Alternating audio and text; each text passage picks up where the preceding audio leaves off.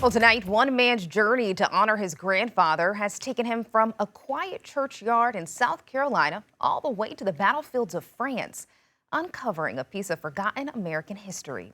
Our Kiki Gashu shows us how his journey for a Purple Heart became a monumental mission to remember the men of the 371st Infantry Regiment. It started here at High Hills AME Church Cemetery in Dalzell, a patch of sacred ground that holds generations of stories. For Perry W. James IV, one name on a headstone changed everything. I feel so connected to him because I'm named after him. His grandfather, Sergeant Perry Lloyd, grew up in Dalzell, a small town in Sumter County.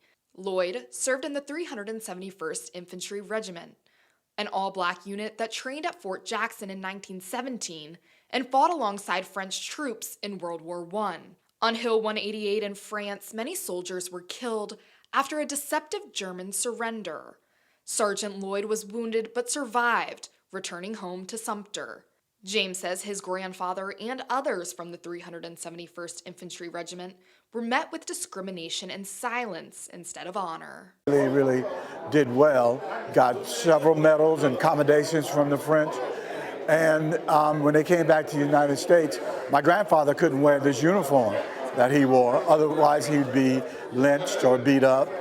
James spent years searching through files, even making trips to the National Archives in Washington, D.C., to find proof of his grandfather's rank. That research turned into a personal mission, a grandson's promise to fulfill what his grandfather never lived to see, and what his mother had long prayed for. She said, "Son, can you do me a favor? Can you get me his Purple Heart?" And I said, "Yeah, Mom, I'll do one step better. I'll be in France where he was wounded on the day that he was wounded." That promise to his mother took him to Hill 188 in France on the very day and in the very place where his grandfather and the men of the 371st fought 100 years ago, and where over 150 soldiers died. My grandfather shed blood on that hill. Men from my community died on that hill. And for them and for us not to recognize their values, it was just really tough. 100 years after that battle, just after James's trip, the U.S. Army finally honored Sergeant Lloyd with a Purple Heart. This is a great story. It's a great story for South Carolina, and they should not be forgotten. Now, James is part of a community effort to build a monument in Columbia to honor the 371st Infantry Regiment.